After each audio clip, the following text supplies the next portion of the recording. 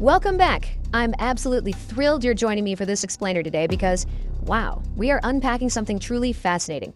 We're going to trace the 2,600-year history of atheism.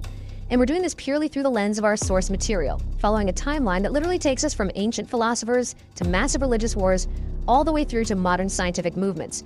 It's a complex, incredibly rich journey, so let's just jump right in. We're starting off with a fantastic historical anecdote that perfectly hooks us into this ancient debate. Just picture this, right? The Abbasid Caliph al-Mansur sets up this massive public debate on the banks of the Tigris River. It's between a group of atheists and the highly respected Islamic scholar Imam Abu Hanifa. A huge crowd is gathered, waiting, but the Imam is late. The atheists start laughing, saying, he's probably just too scared to show up. Well, when Imam Abu Hanifa finally arrives, the Caliph asks, "Why were you delayed?"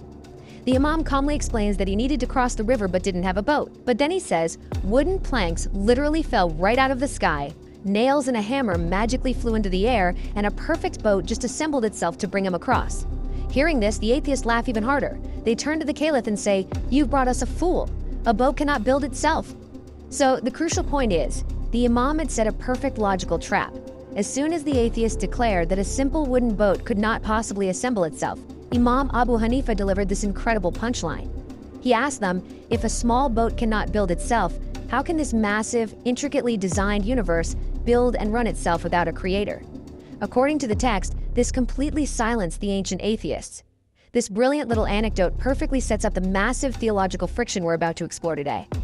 Okay, let's dive into this. Here's our roadmap.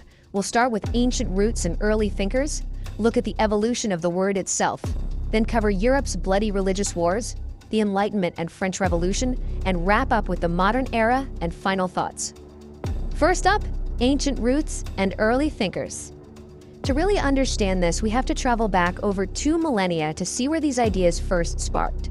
Because believe it or not, 2,400 years ago, the concept of atheism looked very, very different than it does today. Let's look at the ancient Greek city of Athens. At that time, every single state had its own specific designated god. Denying that specific state god wasn't just viewed as a personal philosophical stance, it was basically a political crime. If you rejected the state's god, you were rejecting the state's rules. And that brings us to the original Greek word atheos. Literally translated, it just means without gods. But society weaponized this term. They used it to label someone a rebel, an anarchist, or a state lawbreaker. And this brilliantly illustrates exactly what happened to the famous philosopher Socrates. Socrates was known for wandering the streets, questioning the youth, and trying to find the ultimate truth. In doing so, he questioned the legitimacy of the state god Zeus. Now, Socrates didn't necessarily deny the existence of all gods entirely, he just argued that the specific god his society was worshipping wasn't quite right. But because he questioned Zeus, the state officially branded him an atheos, a rebel against their traditions, and executed him for it. But you see, Socrates wasn't the only one thinking differently. Similar secular thoughts were erupting all over the globe around the exact same era. Look at ancient India, 2,600 years ago. A philosopher and his student, Charvaka, started pushing back against the incredibly expensive religious sacrifices of the time, like burning valuable crops just to appease the gods. He basically told people, stop doing this and feed the poor instead.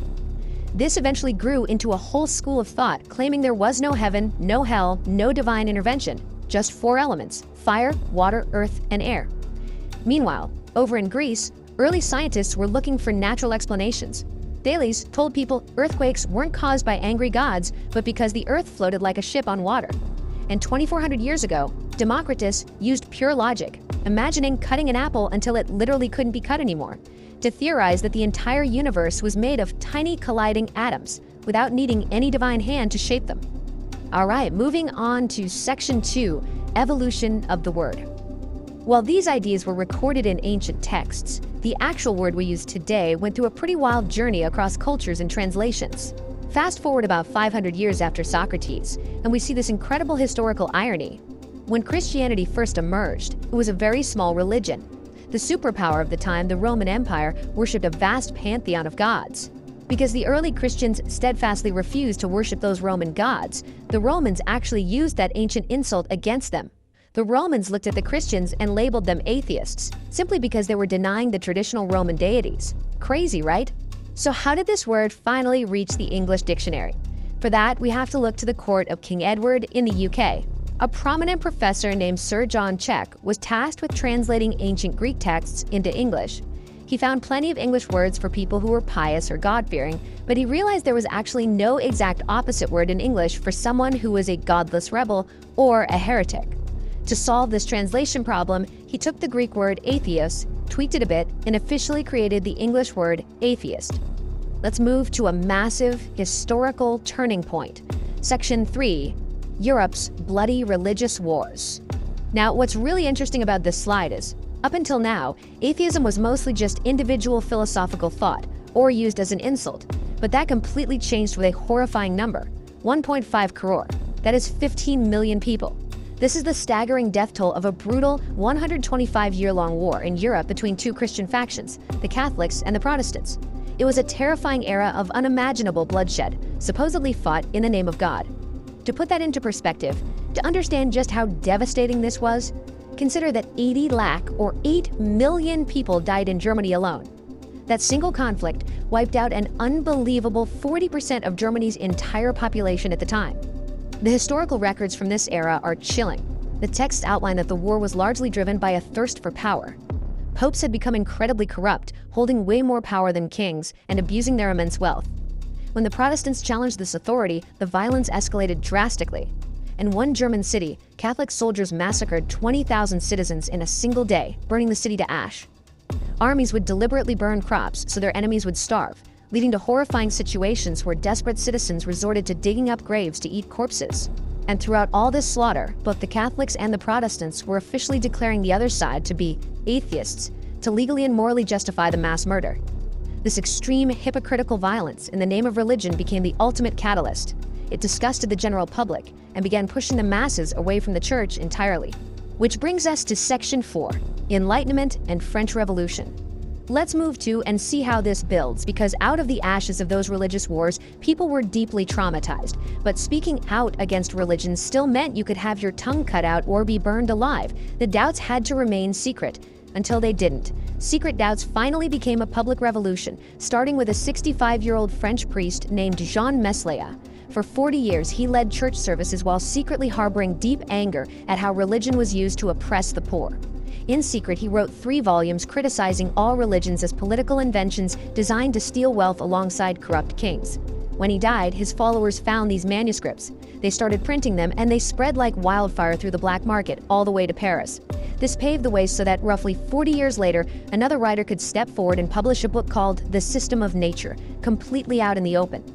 The publication of The System of Nature was a massive watershed moment. It's often considered almost as the Bible of atheism by our sources. In it, the French author openly denied the existence of God and proudly declared, "I am an atheist." By claiming that word so boldly in print, he literally stripped away its power as a deadly insult. Almost overnight, it transformed from a slur used to justify murder into a badge of honor and a respected philosophical stance.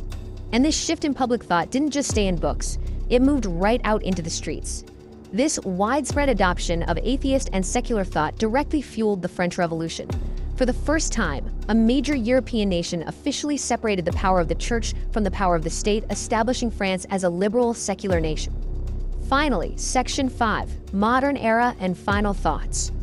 We've moved from ancient philosophers in Greece to violent upheavals across Europe. Now, in the modern era, once atheism became an organized, recognized movement, it needed a foundation beyond just rejecting the church. The work of modern scientific minds provided exactly that. Figures like Charles Darwin with his theory of evolution, the physicist Stephen Hawking, and the evolutionary biologist Richard Dawkins. According to the source material, their theories and writings deeply resonated with younger generations, solidifying atheism into an incredibly strong, evidence-based movement that is firmly established today. But as we wrap up this explainer, we leave off with one final, fascinating philosophical debate from the text to chew on. Imagine a debate featuring brilliant minds from every major religion, plus an atheist. They are trying to prove which path is safest. The Jewish participant speaks, the Christian speaks, the Hindu speaks.